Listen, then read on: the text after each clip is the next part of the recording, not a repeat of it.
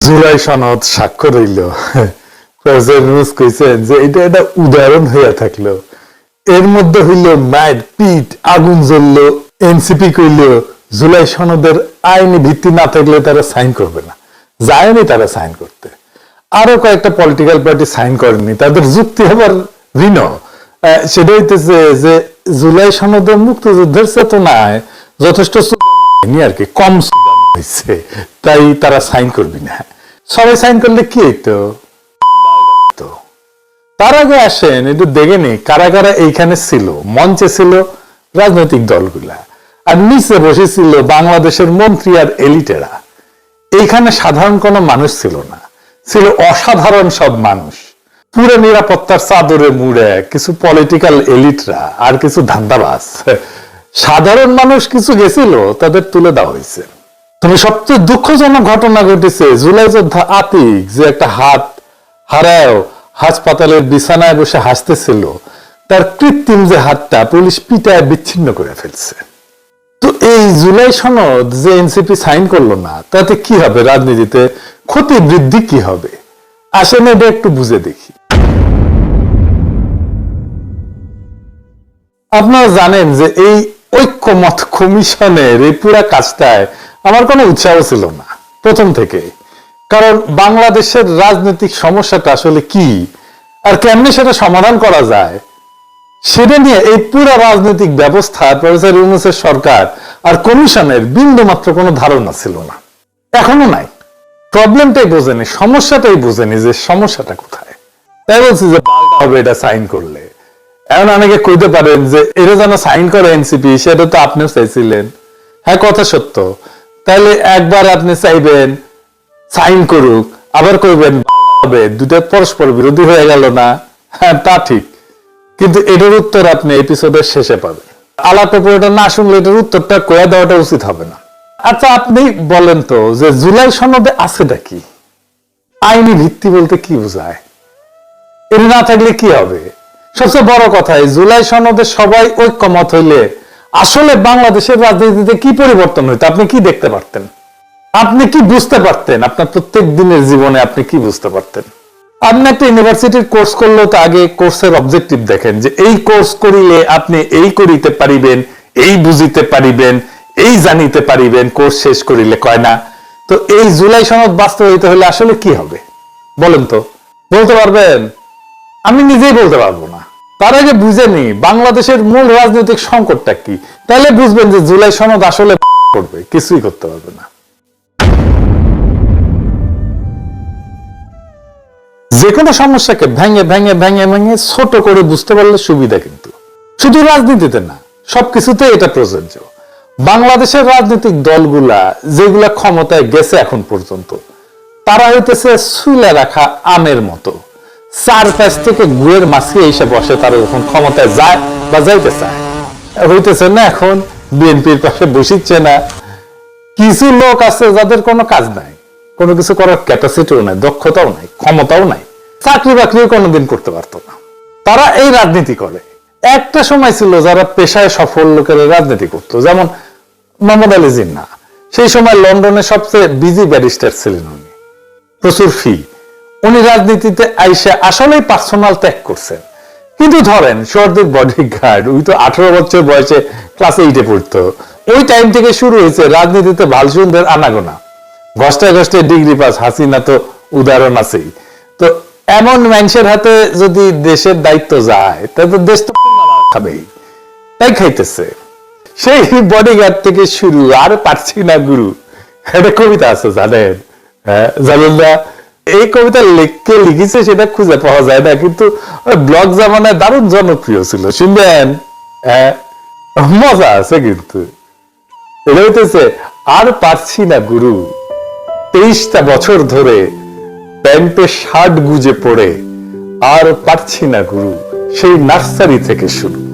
পাড়ার যত ছেলেগুলো সবার ঘরে বউ এলো, মা বলে মন দিয়ে পড়ো, আর পারছি না গুরু, সেই নার্সারি থেকে শুরু। অবশেষে মায়ের দয়া হলো, ঘরে ফুটফুটে বউ এলো, ফুলসজ্জার রাতে একগোছা মালা হাতে বউকে শোধাই, আমার জীবনে তুমিই প্রথম, তোমার জীবনে আমিও কি তাই? বউ হেসে বলে, আর পারছি না গুরু, সেই নার্সারি থেকে শুরু।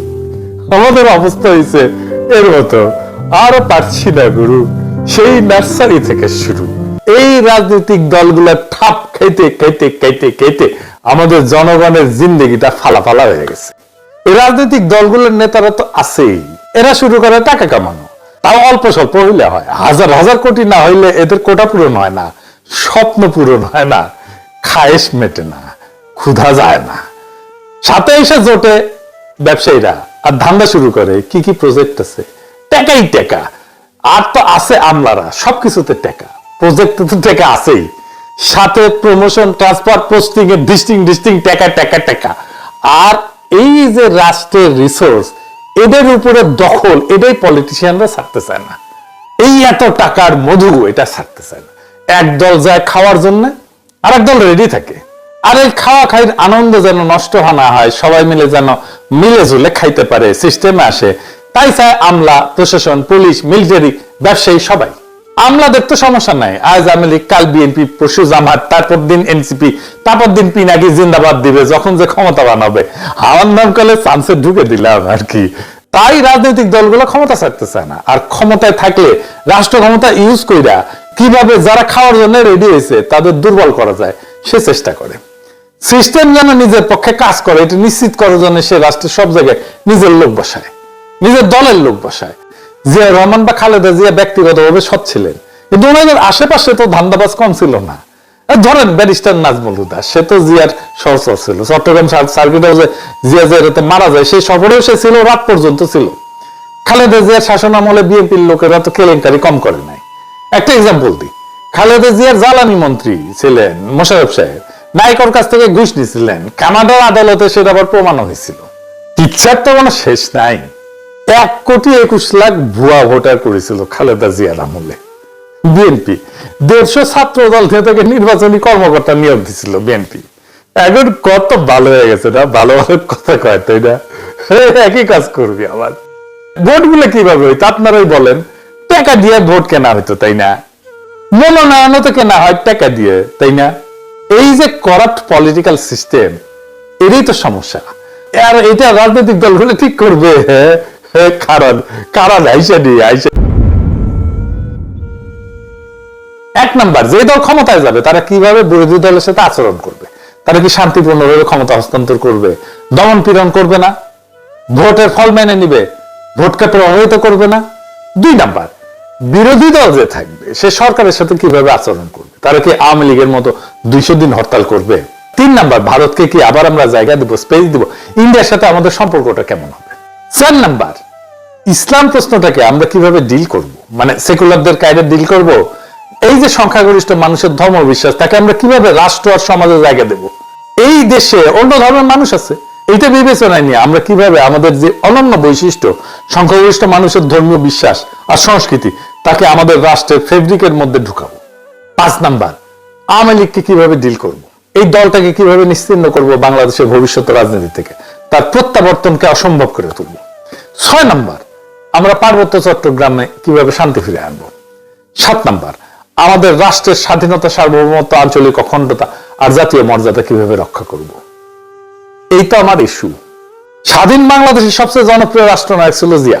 শুধু জনপ্রিয় না, শক্তিশালী রাষ্ট্রনায়ক ছিল জিয়া, কারণ জনগণের প্রত্যক্ষ ভোটে নির্বাচিত হয়েছিল, এই জন্যই সেটা হইতে পারছিলেন।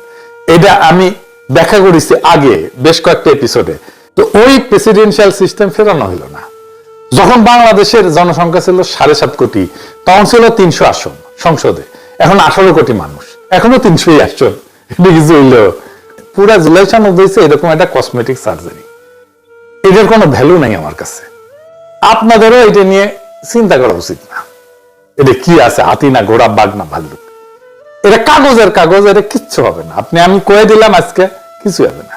নতুন একটা সংবিধান করে চিল্লাইছি আমরা, এইরকম একটা সংবিধান তো এরাই বানাইতো, এরাই তো যাইতো সংবিধান সভায়, এরকম একটা সংবিধান বানাই।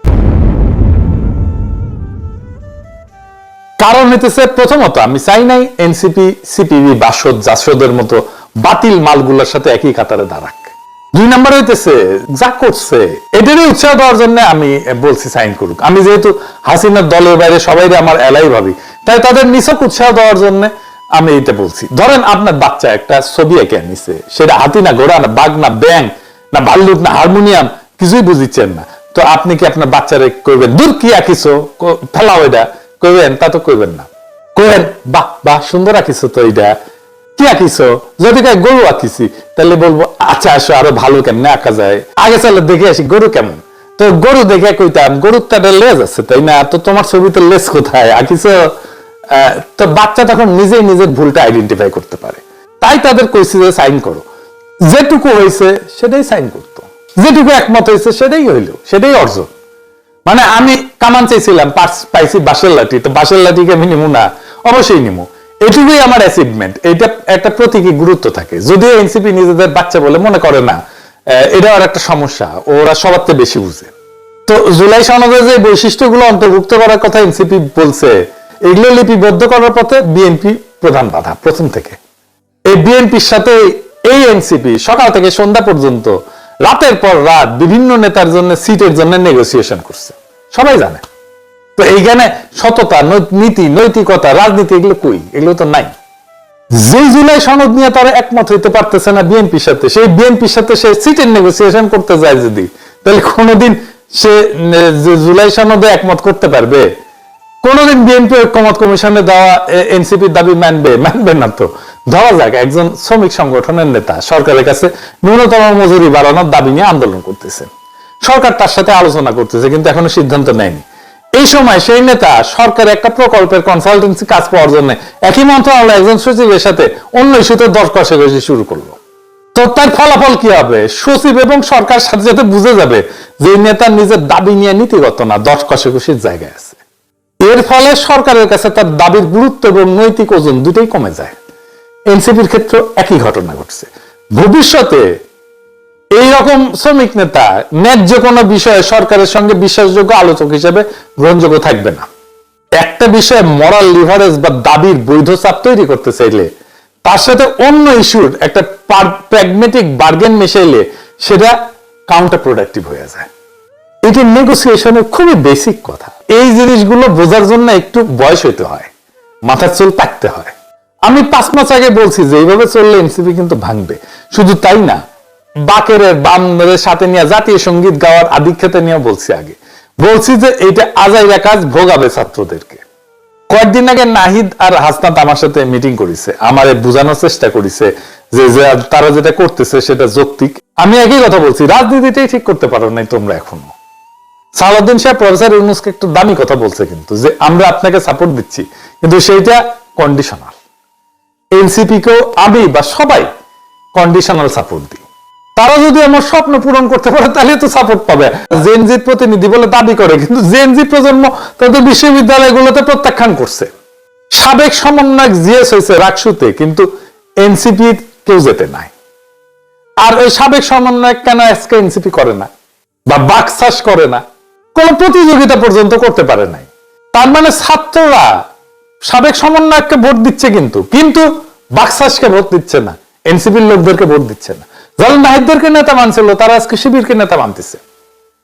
পিওর ভুল রাজনীতির কারণে ছাত্ররা মুখ ফিরাই নিচ্ছে। তার যে মূল কনস্টিটিউয়েন্সি সেটাও তার সাথে নাই, তাইলে সে আগাবে কিভাবে? আগাইতে পারতেছে না, নাহিদ নিজেই স্বীকার করছে এটা। দেখেন,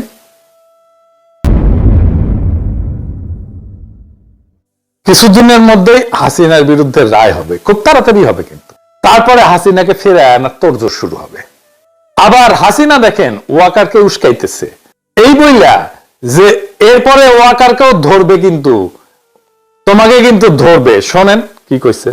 আর আজকে যে সেনা কর্মকর্তাদের বিরুদ্ধে ওয়ারেন্ট ইস্যু হলো, তাদের নাম তালিকা আসলো, এই তালিকা বাড়তে বাড়তে বাড়তে বাড়তে আর এই তালিকা হাঁটতে হাঁটতে হাঁটতে হাঁটতে ওয়াকার পর্যন্ত যে পৌঁছাবে না, এর কি কোনো গ্যারান্টি আছে?